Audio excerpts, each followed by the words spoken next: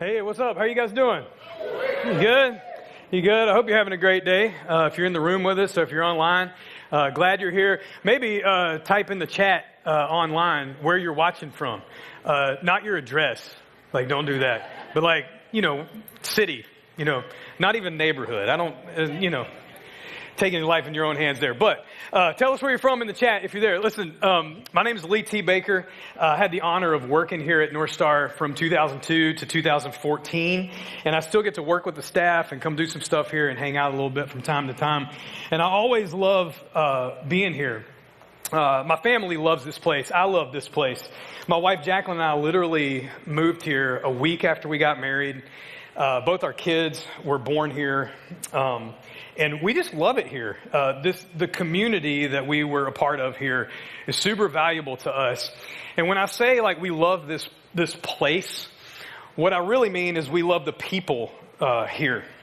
The community that we were a part of here when we lived here formed some really important stuff in us. And we built some lifelong friendships that we still carry to this day. This community of Bay County taught us the importance of community in our life. And that word, though, you've heard it before, I'm sure, whether just in coming and going or in the church or whatever. That word community gets a little hijacked from time to time. And I think it's lost a little bit of its power. But I can't tell you how important it's been to me and to our family, and it really is to all of us. That word, it encompasses our family, our friends, our neighbors, the people who care about us, the people that we care about, like the people who laugh with us, cry with us, the folks that let us borrow ketchup, the people that get our mail for us when we're out of town. It's the people that we depend on and the people that can depend on us as well. When we first moved here, we joined a small group with our friends Ted and Mary Randall, and we were in that small group for years. That small group meant a lot to us. Ted and Mary are actually teaching next week, so don't miss that. I'm sure it's going to be fantastic. That small group that we were in literally changed our lives. My wife Jacqueline and I, we talk about it a lot, and the season of life that we were in and what we learned about each other, the things we learned from Ted and Mary and the other couples in that group. We actually still have a picture of that small group in our living room, and we talk about it a lot. And so we think about those days and the value of that community. And a couple of years ago, I made a pretty massive decision in my life. And once again, I learned the value of real community and was just reminded of that. I spent a little over 20 years in full-time ministry, a lot of that here at Northstar. And I found myself towards the end of that season just working at a pace that didn't allow a lot of room in my life for relationships that were outside my job. And it wasn't until I made this massive decision in the summer of 2022 to leave that job and just kind of start this new adventure working in the music industry and doing some coaching and consulting that I realized that I really hadn't prioritized community a lot in my life. Not only was it hard, making that decision. If you've ever started a business or something, you know what I'm talking about. That paycheck every 2 weeks is really nice. You know what I'm saying? Health insurance, it's a good thing. When you step outside of that and you're trying to figure stuff out, it can feel really, really lonely at times. And I lost a lot of my community because I didn't prioritize that community and nurturing it and just the busyness of work and life. And I found myself kind of asking a question maybe you've asked yourself before. Who are my people? Those people that you can count on, the people you depend on, the people who depend on you. Who are the people that are going to encourage me in this season? I was working from home trying to build this business, and this may surprise you, but I'm actually kind of an introvert. And so I don't mind being by myself, but nobody wants to feel alone, right? But I found myself in this season wondering, who are the people that are going to care about me? Who are the people that are going to, get excited with me when good things happen? Who are the people who are going to mourn with me when I'm going through tough times? Who are the people who are going to hold me accountable? Who are the people who are going to be strong when I feel like giving up? And maybe, you're thinking the same thing. Who are those people in my life? It's really easy in the busyness of life to think that we just don't have time to build community because it takes effort. It takes time. But I can tell you it's absolutely worth it. Not only is it important and foundational just because we're human beings, but it's actually God's plan for our lives. Our family, obviously, like my wife and my 2 kids, like they're a massive part of my community. In fact, they're the most important. But today, I really want to talk primarily about friendship and the people that surround us, our friends, our neighbors, coworkers, and leaders in our lives that build that foundation of community. And I'm going to share some of my own stories and examples and things, in the brief time we have together. But I want to say something in the beginning. Community is a two-way street. A lot of the stories I'm going to tell you today are about moments in my life where I was the recipient of the benefits of community because I'm fortunate enough to be surrounded by some great friends and cultivated some great relationships. But it's not just about the people that I have in my life. It's the people that I get to be there for as well. And so I want you to think about that as I'm telling these stories. It's not just about receiving. It's about giving too. There's no way to live the life that God intended for us to live apart from community. In fact, John 15:12 says, this is my commandment, that you love one another as I have loved you. And to love each other, we got to be a part of each other's lives, right? And so here's what I want to do. I want to talk about 5 things really briefly that we need to engage with each other to experience true community. And like I said, I'm going to share some stories of my own, but I hope that you're reminded of stories of your life too as we talk about these 5 things, okay? So first thing I want to talk about is encouragement. Encouragement. When I left that job in the summer of 22, I needed a lot of things. I needed to figure out what I was doing. I needed to figure out, how I was going to actually run this business and connect with people, all these sorts of things. But over the first month or two of stepping out in this adventure, one of the things I realized that I needed the most was encouragement. I just needed to know that I had done the right thing. If you've ever had a huge transition happen in your life like that, there's always this point where you go, oh my gosh, what have I done? And so I just needed some encouragement that I had done what I felt like I was supposed to do. And maybe you're in a season of life like that right now as well.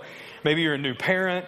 Maybe you started a new job. Maybe you just got married. Maybe you're on the edge of a really tough decision. Or maybe you're just going through some stuff in seemingly mundane day-to-day life, and you just need some encouragement. I have a friend named Nick. He's one of my best friends. He was the first person actually that I told that I was leaving my job outside of my family. And I went to lunch with Nick the day that I had made the decision that I was going to leave my job. And right there in that conversation, he just poured out all the encouragement and belief in me. And it means a lot. I hope you have somebody like this in your life. But I know when it comes from Nick, it's no fluff. He's not going to just tell me stuff to pump me up. He's being truthful. Words mean a lot to him. None of these things are empty. And so his encouragement carries a lot of weight in my life. But after lunch, I left lunch with Nick. I went to go hang out with a couple other close friends that I wanted to tell that I was, making this decision in my life. And I'm actually going to talk about them in just a little while. But I wanted to tell them that I had made this decision to leave my job. And while we were hanging out, Nick called my phone, which is super weird. He's one of my best friends. We don't do a lot of phone calls. I don't do a lot of phone calls. If you know me in this room, the best time to call me is text message. You know what I'm saying? But anyway, he calls me. So I think this is weird. So I pick up my phone. I'm like, dude, is everything okay? He was like, yeah, man, listen, I was talking to my business partner. Nick is a film composer, works in the film industry. And he said, hey, I was talking to our business partner, and we have some funds left over, and I want you to meet me at the Apple store so that I can get you a laptop. And the gift was extravagant enough, but it was more so what it said. That there was somebody that said, hey, man, we believe in you. We believe you can figure this out. We believe that you taking this chance is worth it, not only in your own life, but to the people that you're going to be able to work with and work for. And that, if you do anything nowadays, your computer's the central hub of your life for most things that you do, So every time that I open this computer or I get on my computer, I'm just reminded that I have friends that believe in me. And again, the gift was great. But the belief is what I'm reminded of every time I sit down at that computer to work, that I'm not alone, that there are people out there who want to believe in me and encourage. And I hope you have somebody in your life like that. The Apostle Paul in 1 Thessalonians talked about the importance of encouragement. He said this in chapter 5, verse 11, therefore encourage one another and build each other up just as you are doing.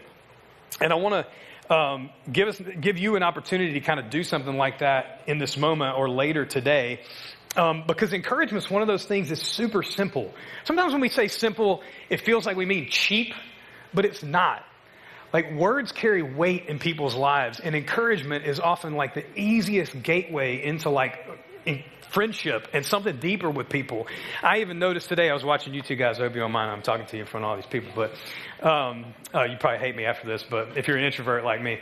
I was watching you guys during the singing, and you guys were holding hands, and I was just like, oh, I miss my wife. You know, it just encouraged my heart in a second. There's little things that you notice around your life sometimes that you just go, we never say it, and we should get in the practice of the simplest things like, man, I love that shirt. Hey, you look great today. Hey, I really enjoyed when you did this. Hey, I really appreciate when you did this for me. One of the things I'm trying to instill so hard in my kids, and apparently I'm not doing a great job at it, is just responding. Like, when people do things for you, like, say thank you. Like, just express your gratitude and encouragement for people. It's the easiest way to just show people that they matter, show people that they're a part of your community. So I want to encourage you guys to do a couple things. If you're taking notes today, you can write this down, and you can even pull your phone out and do this right now. I don't mind that you ignore me a little bit. It's okay. I want you to text or call somebody today. Don't call me, text me. But text or call somebody today and just encourage them out of the blue. Hey, miss you, was thinking about you. Let them know that they matter somehow. It could be your spouse. It could be a best friend. It could be a friend from way back in the day in high school. It could be a coworker. It could be a teacher, a leader in your life. Text them right now. You can just, hey, was thinking about you. Just want you to know you matter in my life. It's super simple, and it goes such a long way. And oftentimes, just in the speed of things, we don't take the opportunity that we need to just say those simple things. God wants to use you to encourage somebody's heart that matters to you today. And so doing that today is important, but just making that a practice is super important in our lives as well. And on the other side of that, this week, today, right now, call, text, email, DM somebody and tell them thanks for their encouragement in your life today too. Remember, community is a two-way street. Encourage people and try to be great at receiving that encouragement too. Sometimes we're not so great at that. Second thing, encouragement. Second thing is care. Care. Care is a massive part of real community. When I made that job transition, as I mentioned, it was super lonely at times. I was working from home, trying to figure a few things out. I was trying to take a little bit of time to rest, too, in the transition. But at the same time, I'm trying to imagine what my life is going to look like. And it's easy to feel super alone in those seasons of change. I have a friend named Curvin. He's just one of those people. I hope you have this person in your life, but he's one of those people that just always makes me feel like I matter. He would and still does just send me random text messages. Just, hey man, how are you doing? What can I pray for is going on in your life? I mean, it'll be like 10 days, in between or a month in between, but and I know he's a busy guy, but I'll get this text from him. Hey bro, I was just thinking about you today. What can I pray for in your life? How can I care about you? It's one thing too, to have people that you can reach out to, but it's another thing to have those people who reach out to you. You know what I'm saying? And to invite that kind of person in my life, I want to be that kind of person to the people in my life as well. And it doesn't have to be this massive gesture to show people that you care. It's the little things. My boy Curvin is Puerto Rican, and so he knows good coffee. He knows good food. In Puerto Rico, they have this sweet bread that comes in these loaves. My wife and daughter just love it. And so every time he goes to Puerto Rico, he brings back this sweet bread, and then he drives 30 minutes from his house to my house, which in Atlanta is like a mile and a half. You know what I'm saying? So he drives 30 minutes to my house to drop this bread off, and I swear, y'all, every time he goes, because the first time it was 1 loaf, the second time it was 2 loaves. Last time he dropped off 6 loaves of this bread. Nobody needs this many carbohydrates in their life. But it's that simple. And I think Puerto Rican sweetbread is the highest form of care. People, though, they can't care for you if you don't make yourself known. Make an effort to know people and be known. Sometimes we're just terrible listeners. and sometimes we're a little bit insecure about letting people know who we really are and the things we like and dislike and those sorts of things. But people can't care for you if they don't know you, if they don't know what you need, if they don't know what you're hoping for, what you're working towards. They can't care for you if they don't know your needs, your story, your dreams. There's something kind of just in the world today that tells us that we have to look like we have it all together all the time, and we just don't. And we need people to care for us, but they can't care for us if they don't know what our needs are. It's okay to be vulnerable. John 13:34-35 says this. It says a new commandment. This is Jesus talking. It says, a new commandment I give to you, that you love one another, just as I have loved you. You also are to love one another. And by this, all people will know that you are my disciples if you have love for one another. The biggest evidence that shows the world that you're believers is not your Bible knowledge. That's fine. It's not any sort of affiliation with a church. It's not your bumper sticker. It's not your t-shirt. It's really just the way that you care about other people. It really is. The evidence of that is enough for the world to know that you follow Jesus. Loving and caring for people incredibly well is how we let the world know that we follow Jesus. A couple of things I can give you to do with this one. When somebody comes to mind, just make it a practice to check on them. Like, you ever been driving down the road and you're just like, oh man, I thought of this person today. It could be like a relative. Yesterday, I was driving here yesterday from Atlanta, and I thought, oh man, I hadn't talked to my dad in a while. And I just called him, and we talked for 45 minutes, I had a friend yesterday who I hadn't checked on in a couple of weeks. Found out it was a friend's birthday yesterday. Text him late last night. Man, I just saw it was your birthday. I saw your girlfriend post, and man, I just wanted to tell you happy birthday. Like, try to make it a practice of just being aware of the things that are going on in people's lives. And so often we'll think of somebody and then just not take the next step to let them know, hey, I'm thinking of you. And so try to make that a practice in your life. Second thing, even now if you want to, check on somebody today. Maybe as I'm talking, you're thinking about people right now in your life, and you're going, oh yeah, I need to check on someone. Hey, I'm giving you permission. Get your phone out, text that person. Hey, how are you doing? Maybe they got a sick relative. Maybe they just had a baby. Maybe something's going on in a job transition. Whatever it is, get your phone out, text them. Hey, was just thinking about you. Or do that later today and check on them. So, encouragement, care. Third aspect of great community is accountability. Accountability. Man, you're going to love this one. When my family and I lived here in Bay County, we met a lot of people who changed our lives. One of those people was a friend of mine named Taylor Brown. Taylor worked here at Northstar for a while as well, and he's probably one of the most high integrity guys I've ever met. I know who he is. I know what he stands for. And the best thing about it is he knows the same things about me. He knows who I am. He knows who I want to be. He knows what my priorities are. He's always been a person that I've invited in my life to hold me accountable to the things that are important to me. Accountability is one of those aspects of real community that's the hardest to experience, though, for us, because we're naturally reluctant to it. You know what I'm saying? You set goals for your life all the time. I do the same thing, and then I don't like it when I don't meet that goal, and somebody tells me that. You know what I'm saying? I'll give you an example. Today's Sunday. Sunday is cheat day. Okay, for me. I get to eat whatever I want today, right? I love zebra cake rolls. Anybody else? Yes. Heaven's going to be filled with them. Last Saturday, it had been kind of a long week, and I was playing music at an event, and they had some zebra cake rolls. Now, it's a Saturday. My friend Mark, he knows my schedule. I open a zebra cake roll. He literally goes, bro, it's Saturday. I was like, hey, I don't need this kind of negativity in my life. However, if I do want to reach my goals and be healthy and those sorts of things, I need people like, now Mark's 25, so he can eat whatever he wants. It doesn't matter, which is not fun for me. But I need that kind of accountability in my life. And there's a lot more serious situations, that we need that for. We need people in our lives that are going to help us be who God's called us to be. We can't do it alone. I need people in my life that are going to help me to be the kind of person, the kind of husband, the kind of father, the kind of friend that I claim that I want to be. And I need that accountability from people. Proverbs 27:17 says, iron sharpens iron, and one man sharpens another. There is no way we can be the best version of ourselves without accountability in our lives. Fourth thing,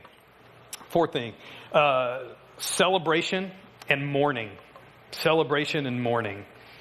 Kind of some strange words, but you'll get where we're going in just a second. I have this text group. It's three guys, myself and 3 other guys. My friends Alan, Timmy, and Jonathan. And it's one of the first places I go when something good happens in my life, or when something bad happens in my life. I text these 3 guys, and they always know how to empathize with what I'm going through. Whether it's like something great's happened or something terrible's happened, they know how to do it. And I need that in my life. I've been working on a record this year, and every time I've gotten to the next stage of the process, making a record is not unlike building a business or writing a book or anything else. You know, there's times when you get discouraged and you're like, oh man, this is taking forever, and I'm trying to take the next step, and it's, you know, there's difficulties along the way. But every time I've like reached some sort of little milestone, I can text these guys and they're like, yeah, man, way to go. You know, not in a hollow sense. Like they're really encouraging with it. But I've also hit some tough strides there, and I can text them and go, guys, I don't even know if I want to finish this or not. You know, and they're great at talking me up and encouraging me to get back to it. And in the stressful seasons of my life over the last couple of years, all these guys have met me for coffee and sent prayers and random messages and just given me like hope right at the right time.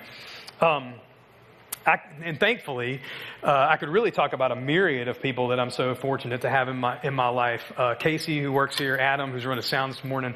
I've had so many people in my life who have been so great at celebrating with me, challenging, getting in the low levels of life and mourning with me. And Paul talked about this too in Romans 12, verse 15. He said, "Rejoice with those who rejoice and mourn with those who mourn." One of the greatest aspects of Jesus' life was he was always so interruptible. If you ever read stories about him, like he would be walking through a crowd and somebody touches his clothes and he stops everything. We don't even know where he was going. We don't even know what he was doing because he just stopped. He was so great at stopping and talking with people. And being able to empathize with people really sets us apart. From like the simplest celebrations and mourning in people's lives to like deep celebrations and mourning in people's lives. It's a reflection of Jesus and the empathy that he carried so great. It's a great question to ask yourself. We try to grow spiritually in all of these ways, but maybe one of the greatest ways that we can grow spiritually is in our ability to empathize with people and ask ourselves the question, like, we move at such a pace. Can I feel what other people feel and sit in it with them?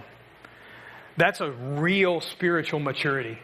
Can I stop and slow down long enough to feel what other people around me are feeling and really sit in that with them? Again, from the simplest to the deepest things, we're supposed to empathize with each other.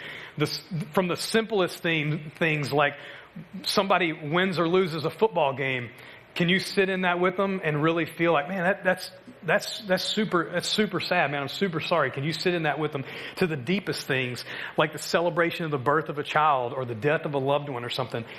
Find those people in your life and be the kind of people that will take time to celebrate and mourn well with people. And the last aspect of great community I want to talk about this morning is strength. Show of hands, okay? Who's tired? Yep. It seems like, I've said this several times, but I just think it's so true. We run at such a pace today that being tired could be the greatest commonality that we all share. I feel like, and I could be wrong, maybe you guys don't experience this, but I used to go, you run into somebody, first thing you say is like, hey, how you doing? Somebody says, fine. That's like the common word, right? Now I feel like I go, hey, how you doing? Tired. You know what I'm saying? It just seems like one of those things. We need people in our lives that are going to be strong for us when we're weak because we're just stronger together. It's God's intention in our life for us to have people that we depend on that help make us strong. Ecclesiastes 4:12 says, though one may be overpowered, 2 can defend themselves. A cord of 3 strands is not quickly broken. There's no way to live the life that we were created to live by ourselves. There's too many things that can overpower or overwhelm us in this life. Laziness, selfishness, depression, ignorance, guilt, fatigue, hate, a myriad of things that will overpower us or overwhelm us if we're alone. When we have people in our lives that come alongside of us, we can borrow from their strength and join together because we're stronger together as a unit than we are alone. And the strength we gain in community helps us to overcome the tough times, and it helps us to reach our goals and fight for our dreams and not to give up in temptation. There are people in this life that you have that depend on your strength when they're weak. And I hope that you have people in your life that you can depend on when you feel that weakness as well. Your community, your people, help you get through the tough times, right? They celebrate with you in the good times. They encourage you when you're down. They hold you accountable so you can become the person that you want to be. They care about you. And all of this is the evidence of the hand of God in our lives. It's the evidence of the presence of Jesus, and it's God's plan for our lives that we actually do life with other people. If you watch the stories, read the stories of Jesus, he was and is a people-first guy. He put people first in his life. He valued the people around him more than anything. And when the scripture says that he so loved the world that he gave his life, it didn't just mean that he loved like the dirt and the planet, obviously. It means that he loved the people of this world so much that he gave his life so that we could have life and experience it with each other. Your job's not your first priority. Our hobbies aren't our first priority. Community, people are the first priority, and they're foundational to living the life that we're created to live. We want to give you an opportunity today to just hang out and enjoy the community of the church. I know it feels like I'm teaching at like a little bit of a frantic pace today, and there's a purpose for that. We want to give you the rest of service today after I wrap up here in just a couple of minutes to just hang out. And listen, please don't leave. Like, I know that the busyness of life is like, oh, we got out of church early. We're going to beat everybody to brunch or whatever. I get it, okay? But listen, your kids are in kids ministry. They're safe. They're having a good time. We're going to have 10, 15, 20 minutes. You can hang out as long as you want. If there's a traffic jam, we'll deal with it. We'll figure it out. We want to experience, it would be terrible for me to stand up here today and talk about the value of community and then run it all the way to the end of service so you have no time to talk to anybody as you're running out of church today. And so we want to give you 10, 15, 20 minutes. Take advantage of this time. We've set it aside because it's important. You can listen to messages online. You can listen to worship songs whenever you want on Apple Music or Spotify or whatever. But you can't experience the community of the church apart from being here or being online in the chat and hanging out and connecting with people. And so we want to give you the opportunity to do that today. It may take a little courage. I'm going to encourage you to meet somebody that you don't know. And I'll show you how easy this is. What's your name, sir? Mike? Mike, I'm Lee. It's really good to meet you. Where are you from? Right here in PC? Born and raised Bay County? No. No? Where are you from originally? Since I was a kid, I was born in Connecticut. Connecticut? Yep. Wow. Made it all the way down here. And then lived all over the U.S. All over the U.S. Yeah. Food's better here. Sure is. Right? Yeah. Agreed. You see how easy that is? This is Mike. He's from Connecticut. Y'all say, hey, Mike. See how easy that is? It's not hard, guys. I don't know why we're so scared. This ain't high school. You know what I'm saying? You can meet people and hang out. If you're in the chat, I know you guys did this last month a little bit if you were here and experienced it. If you're in the chat, hang out in the chat online. Listen, if you're on, I'm going to do something that's really going to help you out too. Okay, you're going to really thank me for this.